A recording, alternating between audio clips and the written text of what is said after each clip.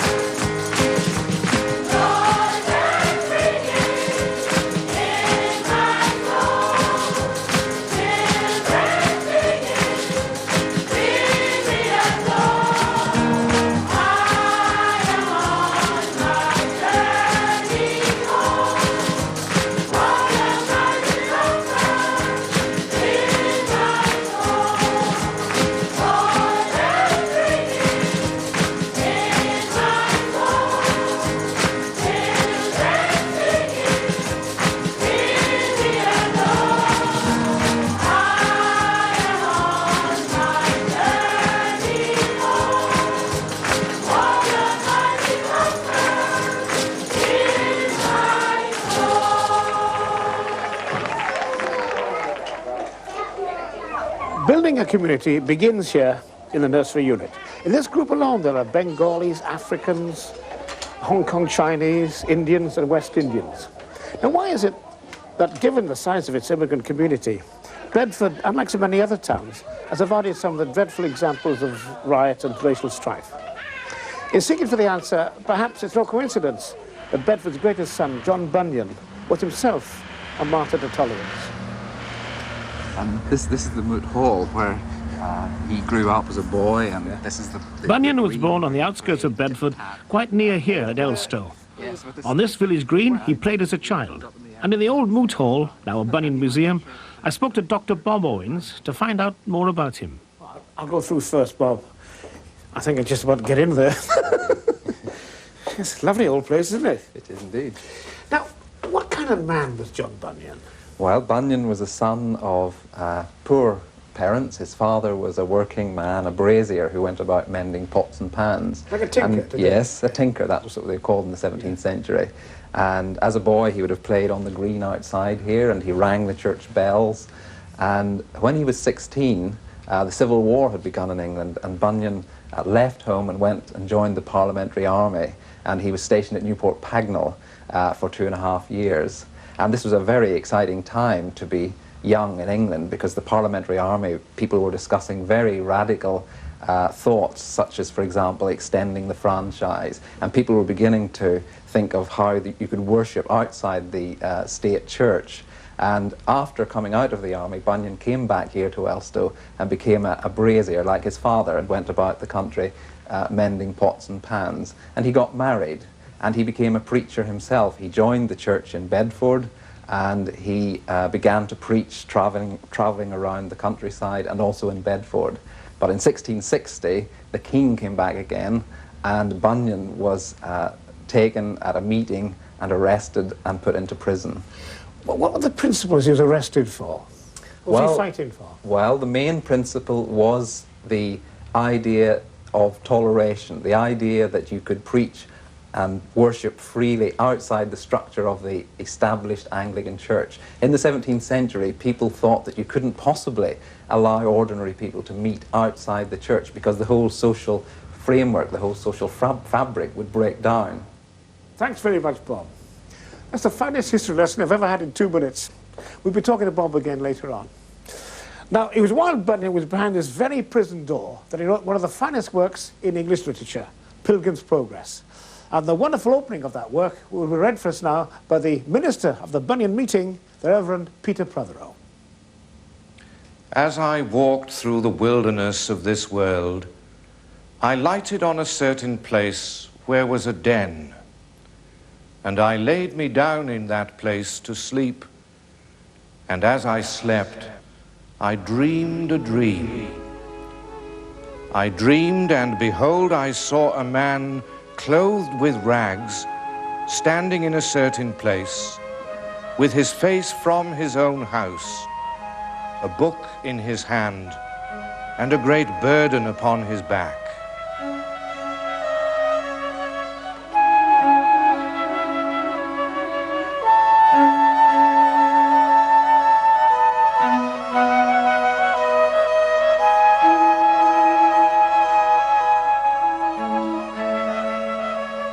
John Bunyan not only wrote some of the finest words in the English language, his work has also inspired generation after generation of memorable illustrations.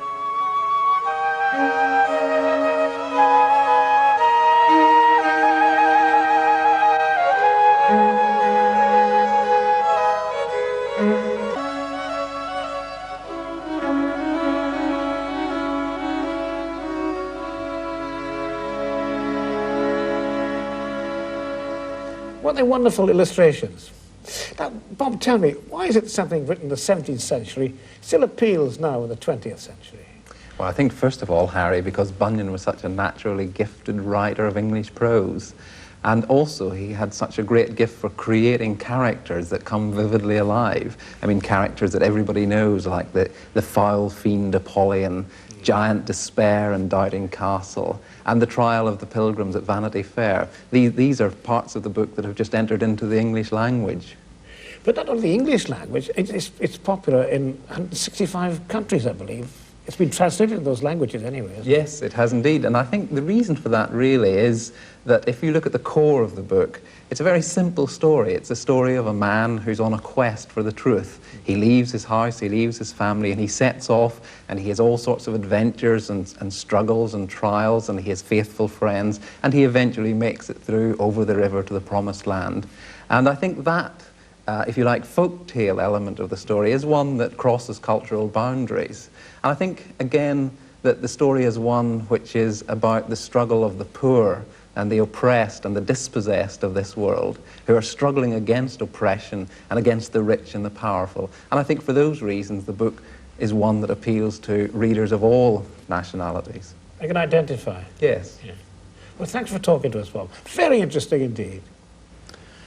Bunyan's influence on Bedford, now 300 years after his death, still lives. The Bunyan Meeting flourishes, and it was my pleasure to sing with their choir Bunyan's own hymn, Who Would True Valour See?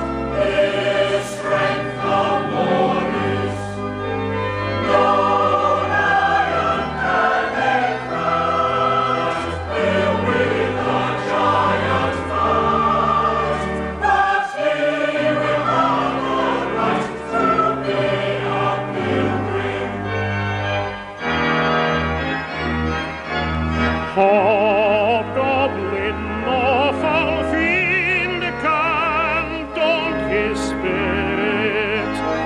He knows he at the end shall life inherit.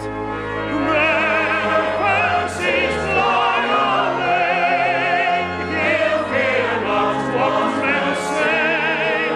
He'll labor night and day to be a pilgrim. His first avowed intent to be a pilgrim, to be a pilgrim.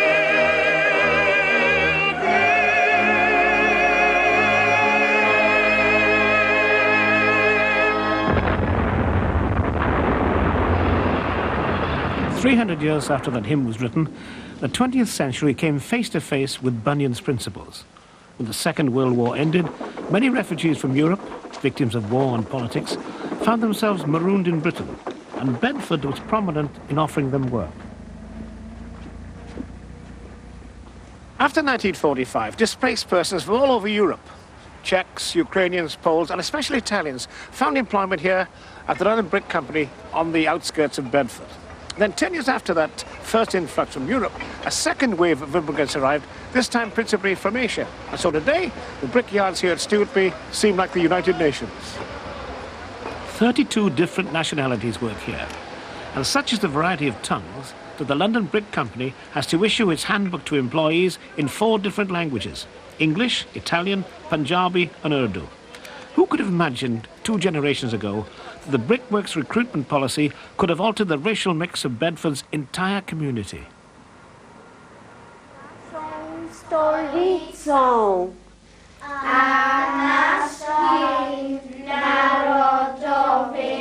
Yes. The grandchildren of those first European refugees who 44 years ago came to the Brickworks are still in Bedford. And in return for Bedford Sanctuary, they've given the town a vigorous diversity of customs and culture.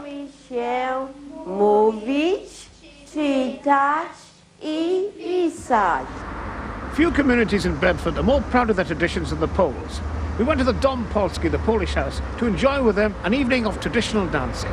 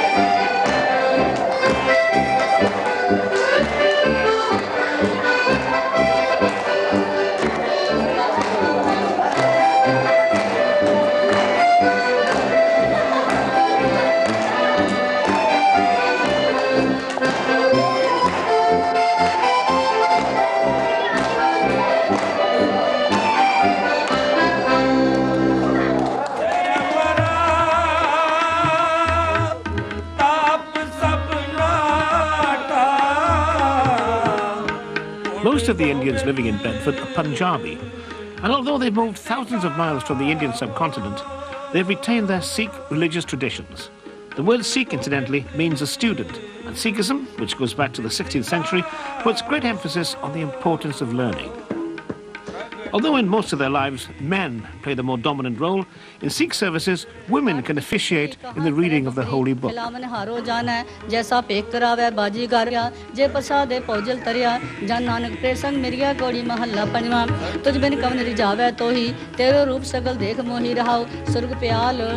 grandparents of most of this congregation were small peasant farmers.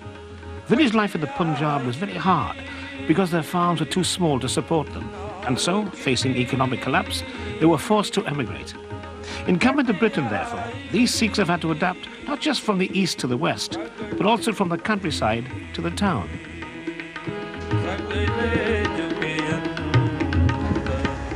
What happens when east meets west? Well, I've come here to Kempston on the outskirts of Bedford to talk to Mr. Judge and his daughter Pravinda to find out the answer.